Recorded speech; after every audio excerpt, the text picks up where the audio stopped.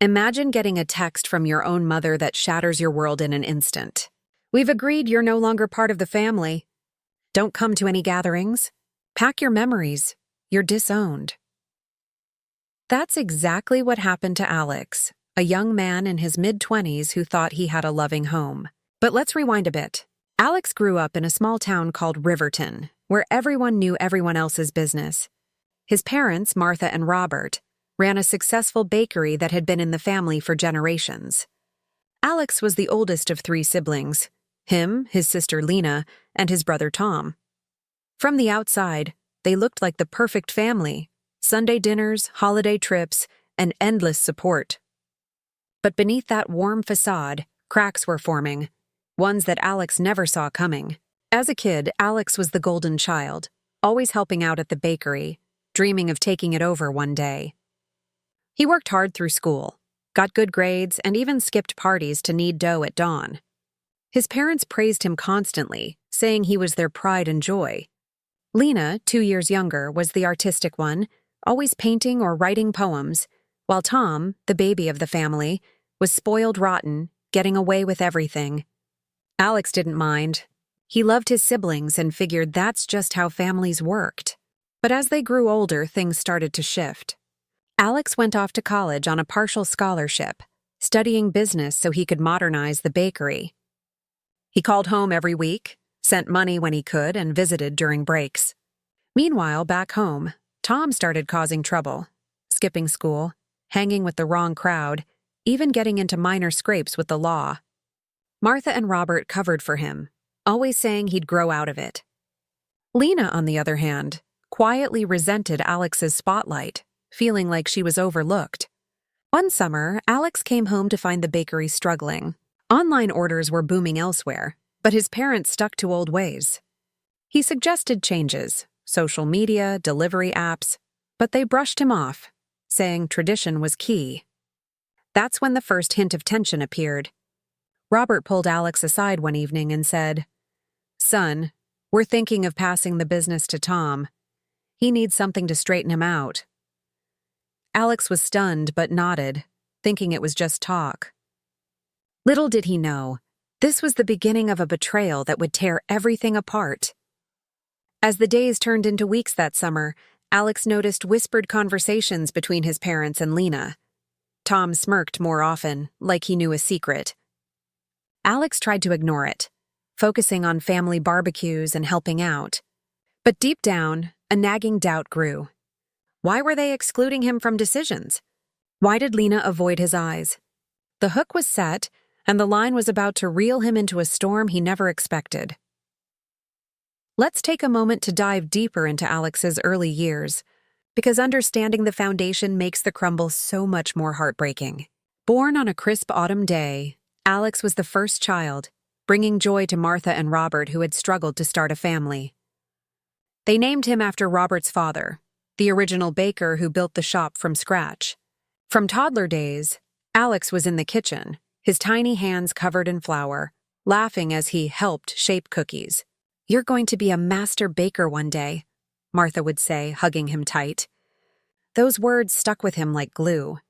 School was a breeze for Alex. He was the kid who raised his hand first, helped classmates with homework, and won spelling bees. Teachers called him a role model. At home, the bakery was his playground. He'd wake up before dawn, the smell of fresh bread pulling him from bed. Robert taught him the family recipes, secret ingredients passed down like treasures. "This is our legacy, Alex," he'd say, his voice full of pride. Lena arrived when Alex was 2, a bundle of energy with curly hair and big dreams. They played together endlessly, building forts, chasing fireflies. Alex protected her from bullies, shared his toys, and read her bedtime stories. Then came Tom, 4 years later, completing the trio. The family home buzzed with life, birthday parties with homemade cakes, Christmas mornings with piles of gifts, and summer vacations at the lake.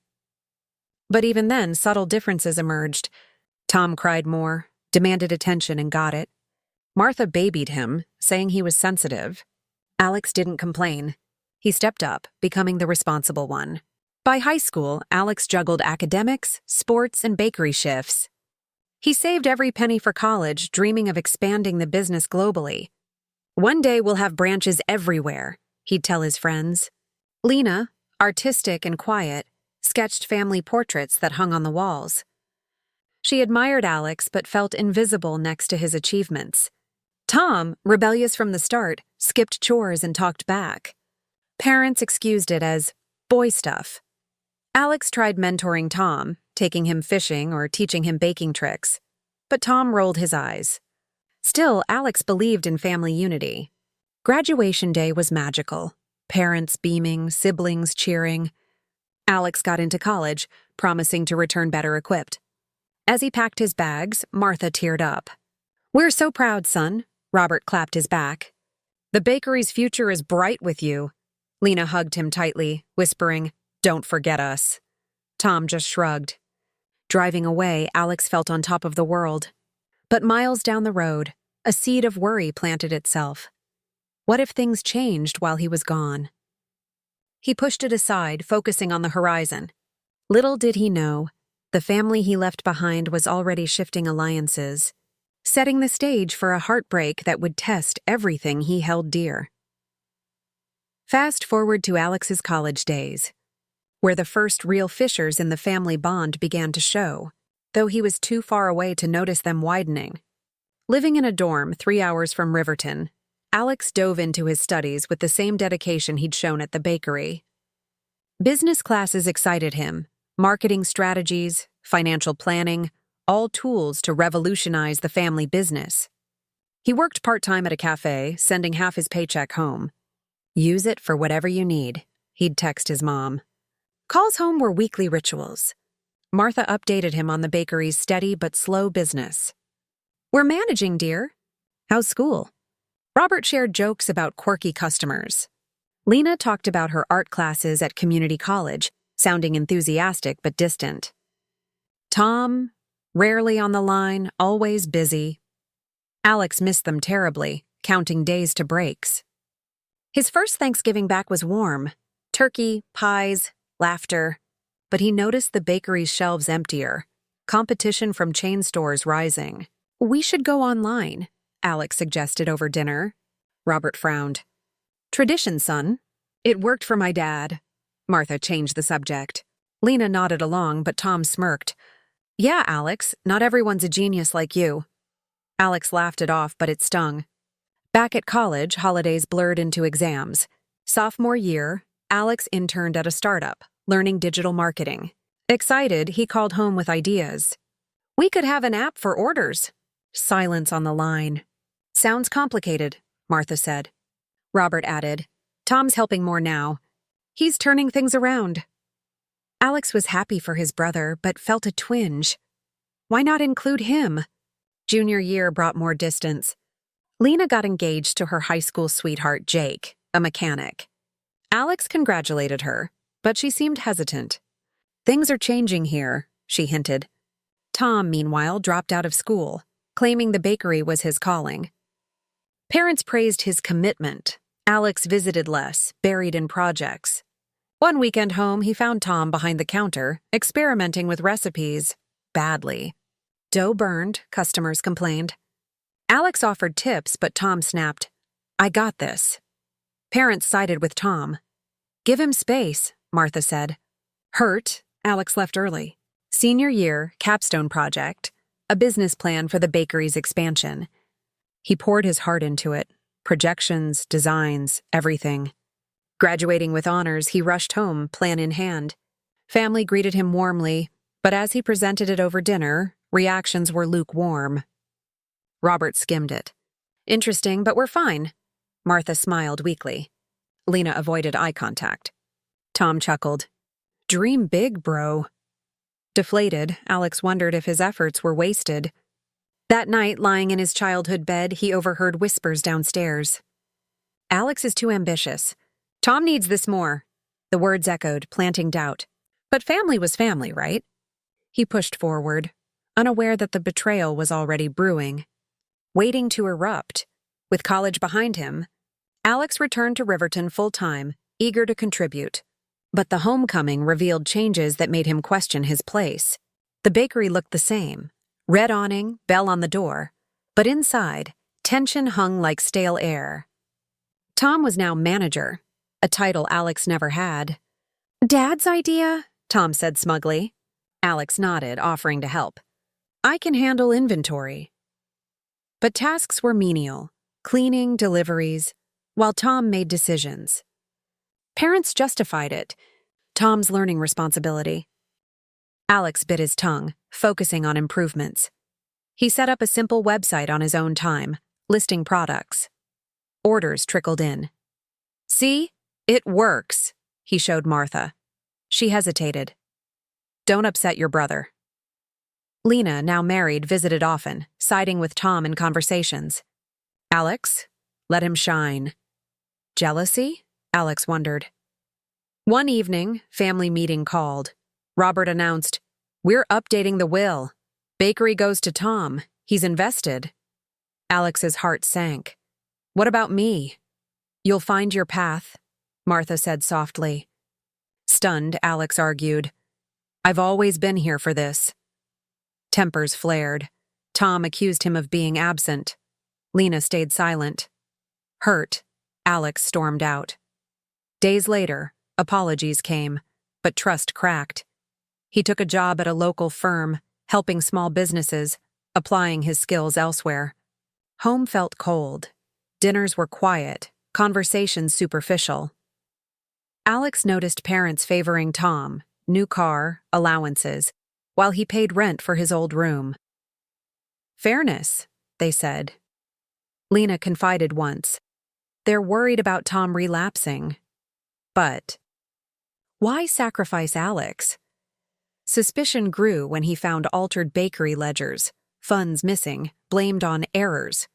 Tom dismissed it. Alex investigated quietly, uncovering Tom's gambling habit, debts covered by business money. Confronting parents privately, they denied. "He's fine." Betrayal simmered. Then the bombshell text from Martha. "We've agreed you're no longer part of the family. Don't come to any gatherings. Pack your memories, you're disowned." Alex stared at his phone, world spinning. Why? How? The message was cold, final. He called, no answer. Drove home, door locked. Through the window, family laughed inside, without him. Tears streamed as he realized the depth of the deception. But this wasn't the end. It was the spark for something bigger. Alex vowed silently, "They'll regret this." The stage was set for revenge, born from broken trust. In the days following that devastating text, Alex grappled with the raw pain of betrayal, feeling like his foundation had been ripped away. He sat in his apartment, a small rented space on the edge of town, staring at the message, rereading it until the words blurred. How could they do this? He whispered to empty walls. Memories flooded. Childhood hugs, family vacations, shared secrets. All erased in one sentence. He tried calling again. Martha, Robert, Lena, Tom. Voicemails full, texts unread. Social media? Blocked. It was as if he never existed. Friends noticed his silence, but Alex couldn't explain without breaking down. "Family stuff," he'd say, voice cracking. Nights were worst. Insomnia, tears, anger boiling. "I gave everything," he'd yell into his pillow. Flashbacks haunted him, helping Tom with homework, covering for Lena's mistakes, sacrificing for the bakery. Why turn on him? Piecing clues he remembered overheard conversations, favoritism, ledger discrepancies. Tom's gambling. Parents knew, chose to protect him by sacrificing Alex. Lena? Complicit, perhaps resenting his perfection. The betrayal cut deep, like a knife twisting slowly. Alex lost weight, skipped work, isolated himself. One rainy afternoon, staring at old photos, he hit rock bottom. "Pack your memories," the text mocked. He almost did, boxed pictures, trinkets, but stopped. No, this isn't over. Anger shifted to determination. He researched disownment laws, family dynamics online. Stories of others fueled him, siblings stealing inheritances, parents favoring problem children. I'm not alone, he realized. Reaching out to a therapist, sessions helped unpack emotions. Betrayal trauma, she called it. You need closure. But closure? Not without justice. Alex started journaling, detailing every slight, every lie. It became his anchor. Friends rallied, offering support. One, Sarah from college, listened endlessly. Fight back smartly, she advised. Ideas brewed. Expose Tom's debts, challenge the will, prove his worth. But revenge needed planning. As weeks passed, pain dulled to resolve. Alex stood taller, eyes hardened. They disowned me? I'll show them what they've lost. The revenge plan was forming, a quiet storm building. Little did his family know, the sun they discarded was about to rise, turning their decree into their downfall. Driven by a mix of hurt and curiosity, Alex began digging deeper into the family's secrets, uncovering truths that explained the betrayal and fueled his fire for justice. He started small, public records, old emails, anything accessible.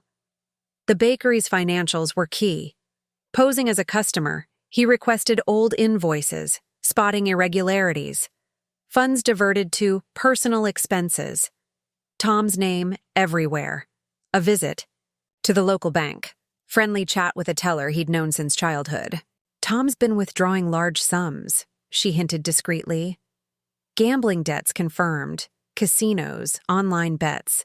Parents co-signed loans, using bakery collateral. Why hide it from me? Alex wondered. Lena's role emerged next. Hacking wasn't his style, but mutual friends